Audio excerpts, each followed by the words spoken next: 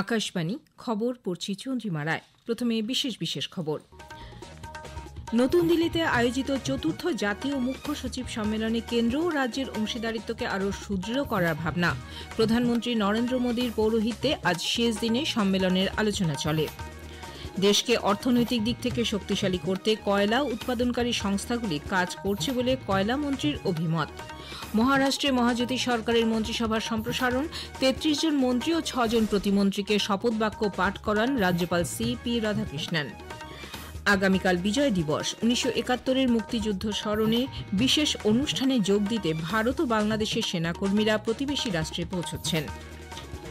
আসছি বিস্তারিত খবরে। প্রধানমন্ত্রী নরেন্দ্র মোদী নতুন দিল্লিতে আয়োজিত চতুর্থ জাতীয় মুখ্য সচিব সম্মেলনে আজ সভাপতিত্ব করেন। ৩ দিনের এই সম্মেলনের আজকেই ছিল শেষ দিন। উন্নয়নমূলক এজেন্ডার বিবর্তন ও বাস্তবায়ন, সেই সঙ্গে রাজ্যগুলির সঙ্গে সমন্বয় সাধনের ওপর এই সম্মেলনে গুরুত্ব আরোপ করা হয়।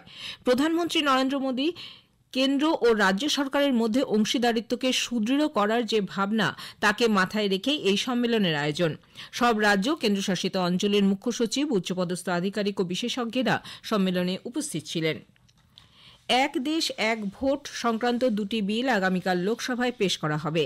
কেন্দ্রীয় আইনমন্ত্রী অর্জুন রাম মেঘওয়াল সংবিধানের ১২৯তম সংশোধনীর জন্য দ্য কনস্টিটিউশন বিল এবং দ্য ইউনিয়ন টেরিটরিজ লজ সংশোধনী বিল লোকসভায় উত্থাপন করবেন।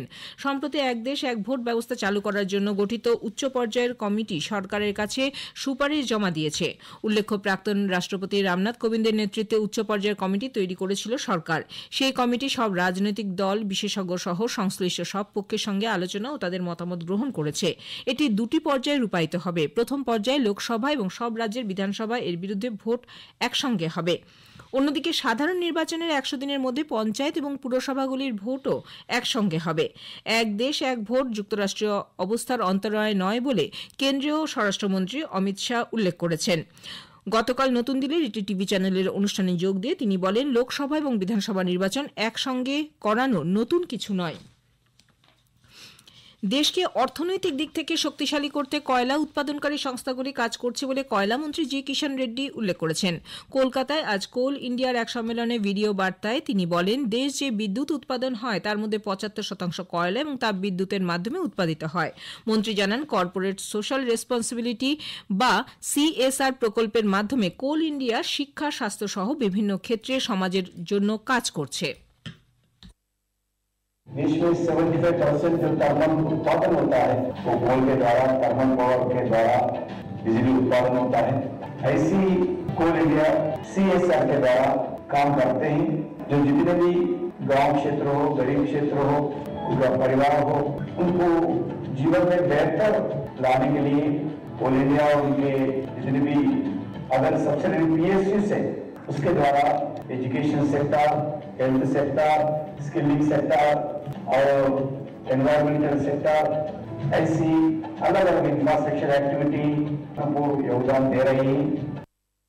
মহারাষ্ট্রে বহু প্রতীক্ষিত মহাজ্যোতি সরকারের মন্ত্রিসভা সম্প্রসারণ হল। নাগপুরের রাজভবনে আয়োজিত শপথ গ্রহণ অনুষ্ঠানে উপস্থিত ছিলেন মুখ্যমন্ত্রী দেবেন্দ্র ফড়নবিস, কেন্দ্রীয় মন্ত্রী নীতিন গডকরি, উপমুখ্যমন্ত্রী একনাথ শিন্ডে প্রমুখ। রাজ্যপাল সি.পি. রাধাকৃষ্ণন ৩৩ জন মন্ত্রী ও ৬ জন প্রতিমন্ত্রীকে শপথ বাক্য পাঠ করান।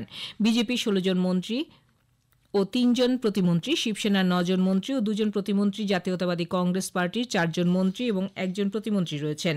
মন্ত্রিসভায় ৪ জন মহিলা মন্ত্রী রয়েছেন। কেন্দ্রীয় স্বরাষ্ট্রমন্ত্রী অমিত শাহ বস্তারের বিভাগীয় সদর দপ্তর জগদলপুরে বস্তার অলিম্পিকের সমাপ্তি অনুষ্ঠানে যোগ দিয়ে বলেন, বস্তার অলিম্পিক শান্তি, নিরাপত্তা, উন্নয়নের ভিত্তি স্থাপন করবে। অনুষ্ঠানে ৮টি দল এদিন মার্চ পাস্ট পরিবেশন করে। ये बस्तर ओलंपिक समग्र बस्तर के सभी 7 जिलों की उम्मीदों की पहचान बनने वाला है। ये बस्तर ओलंपिक आने वाले दिनों में बस्तर के विकास की यश गाथा बनने वाला है। आने वाले दिनों में नक्सलवाद की कॉफिन पर अंतिम कील ठोकने का काम भी करने वाला है। কেন্দ্রীয় স্বরাষ্ট্রমন্ত্রী মাওবাদীদের কাছে অস্ত্র ছেড়ে সমাজের মূল স্রোতে ফিরে আসার আবারও আহ্বান জানিয়েছেন। রায়পুরে আজ ছত্তিশগড় পুলিশকে মর্যাদাপূর্ণ রাষ্ট্রপতি নিশান প্রদানের অনুষ্ঠানে তিনি বলেন, 2026 সালের 31 মার্চের আগে কেন্দ্রীয় সরকার ওই রাজ্যকে মাওবাদী মুক্ত করার যে সংকল্প গ্রহণ করেছে সেই লক্ষ্য পূরণে পুলিশ পূর্ণ সাহসিকতা ও নিষ্ঠার সঙ্গে কাজ করে চলেছে। छत्तीसगढ़ पुलिस कभी भी दोयम स्थान पर नहीं रही है, हमेशा अग्रम स्थान पर रही है। ये हम सब के लिए गर्व का विषय है। नक्सलवाद के खिलाफ लड़ाई लड़ी। मैं आज फिर से एक बार छत्तीसगढ़ की जनता को भरोसा दिलाना चाहता हूं कि आपने विष्णुदेव जी पर भरोसा किया है। हम सब कटिबद्ध है छत्तीसगढ़ को 31/3/2026 के पहले नक्सल मुक्त करने के लिए। কেন্দ্রীয় বন্দর জাহাজ চলাচল ও জলপথ মন্ত্রী সর্বানন্দ সোনোয়াল 3টি জাতীয় অভ্যন্তরীণ জলপথে 300 কিলোমিটারেরও বেশি দূরত্বে পণ্য পরিবহনকে আরও উৎসাহিত করতে কার্গো প্রচার প্রকল্প জলবাহকের সূচনা করেছেন। জলবাহক গঙ্গা, ব্রহ্মপুত্র ও বরাক নদীতে দীর্ঘ পথে পণ্য পরিবহন করবে। বিজ্ঞান ও প্রযুক্তি মন্ত্রী ড জিতেন্দ্র সিং 2047 সালের মধ্যে বিকশিত ভারত গড়ার স্বপ্ন বাস্তবায়নের জন্য সমস্ত সরকারি দপ্তরের পাশাপাশি কেন্দ্র ও রাজ্যের সমবেত প্রয়াসের আহ্বান জানিয়েছেন। নতুন দিল্লিতে আজ বিজ্ঞান মন্ত্রক ও দপ্তরের সচিবদের মাসিক মন্ত্রী পর্যায়ের বৈঠকে জিতেন্দ্র সিং সভাপতিত্ব করেন। তরুণদের মধ্যে উদ্ভাবনকে উৎসাহিত করতে তিনি আঞ্চলিক উন্নয়ন ও রাজ্য বৈজ্ঞানিক পরিষদের গুরুত্বের কথা তুলে ধরেছেন। প্রধানমন্ত্রী নরেন্দ্র মোদী এ মাসের 29 তারিখে আকাশবাণীতে মন কি বাত অনুষ্ঠানে তার চিন্তাভাবনা দেশ বিদেশের মানুষের সঙ্গে ভাগ করে নেবেন। এটি হবে মাসিক এই রেডিও অনুষ্ঠানের 117তম পর্ব। টোল ফ্রি নম্বর 1800117800 তে মানুষজন তাদের মতামত ও চিন্তাভাবনা জানাতে পারবেন। নরেন্দ্র মোদী অ্যাপ বা মাই গভ ওপেন ফোরামের মাধ্যমে অনলাইনে তা এ মাসের 27 তারিখ পর্যন্ত জানানো যাবে। খবর শুনছেন আকাশবাণী থেকে।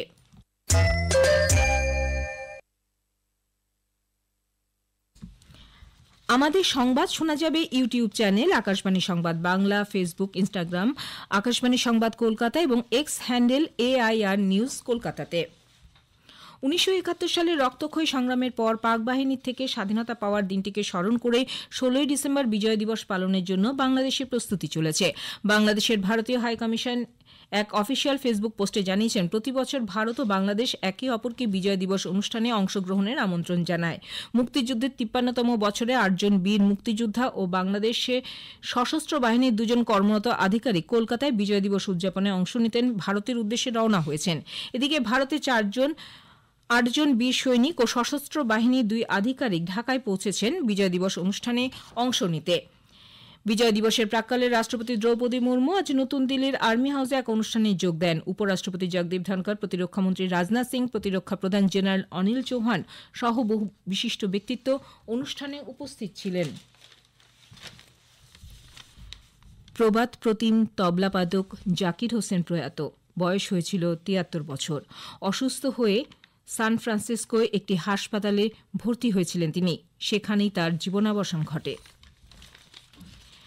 ভারতীয় আবহাওয়া দপ্তর আগামী 5 দিন উত্তর পশ্চিম ভারতে এবং 3 দিন দেশের মধ্যে শৈত্যপ্রবাহের পূর্বাভাস দিয়েছে। পশ্চিম ও দক্ষিণ ভারতে, মধ্য মহারাষ্ট্র, সৌরাষ্ট্র, কচ্ছ এবং তেলেঙ্গানাতে একই পরিস্থিতি থাকবে। এদিকে আগামীকাল তামিলনাড়ুতে অতি ভারী বৃষ্টির সম্ভাবনা রয়েছে বলে আবহাওয়া দপ্তর জানিয়েছে। মলদোভার উপপ্রধানমন্ত্রী এবং বিদেশমন্ত্রী ড এস জয়শঙ্কর আজ নতুন দিল্লিতে মলদোভার দূতাবাসের উদ্বোধন করেন। অনুষ্ঠানে বিদেশমন্ত্রী বলেন, এই দূতাবাস দুদেশের সম্পর্কের ক্ষেত্রে এক গুরুত্বপূর্ণ মাইল ফলক। একে বিশ্বের সঙ্গে ভারতের সম্পর্ক স্থাপনের প্রতিফলন বলেও তিনি উল্লেখ করেছেন। শ্রীলঙ্কার রাষ্ট্রপতি অনুরা কুমারা দিশানায়েক 3 দিনের সফরে আজ ভারতে এসে পৌঁছেছেন। বিমানবন্দরে তাকে স্বাগত জানান তথ্য সম্প্রচার প্রতিমন্ত্রী ড এল মুরুগান। সরকারি সফরকালে তিনি রাষ্ট্রপতি দ্রৌপদী মুর্মু এবং প্রধানমন্ত্রী নরেন্দ্র মোদীর সঙ্গে সাক্ষাৎ করবেন।